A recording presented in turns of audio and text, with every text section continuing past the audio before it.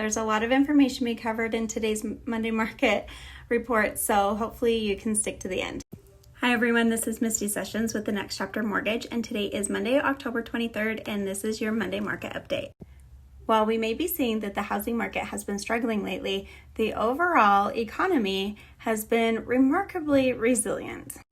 Last week's report showed that consumer spending was a lot higher than anybody had predicted before, and because of that, we saw a sharp rise to interest rates.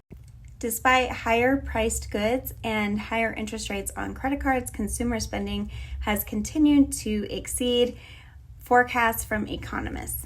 For September, retail sales increased by 0.7% from August, and that was far greater than the 0.3% that was predicted. Significant gains were seen across a wide variety of categories. However, they definitely saw increased gains in restaurants and bars and motor vehicle parts and dealers. Retail sales were up by 3.8%, which was just roughly about the same increase that we saw in the higher price goods. Higher mortgage rates continued to take their toll on the housing market, as we saw that the sale of existing homes fell a little bit from August to September, but we are down 15% from this time last year. This is the slowest sales pace since October of 2010. Nationally, inventory levels are about a 3.4-month supply, which is far below the 6-month supply that we should have for a balanced market. The supply for single-family homes is now at its lowest level since 1982. Nationally, the median existing home sale of $394,300 is up 3% from this time last year.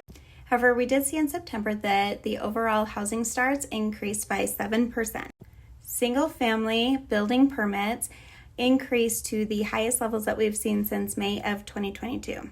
However, on the flip side of that, home builder sentiment on the current housing market conditions fell to its lowest levels since January. Powell spoke on Thursday and really gave no guidance as to what we think the Feds are going to do at their next meeting. He again reiterated that their decision will be based on incoming economic data. He did acknowledge that there has been some substantial progress in the fight against inflation, but that there still is a lot of work that needs to be done before we hit that 2% Fed target rate. Powell thinks that in order to reach this 2% target, we do need to see more of a slower economic growth and a softening in the labor market. Investors are pretty much split as to whether or not they think that we will see another 25 basis point hike in the next coming months. This was a lot of information, so I'm happy that you stuck around to the end, and if you have any questions, please feel free to reach out.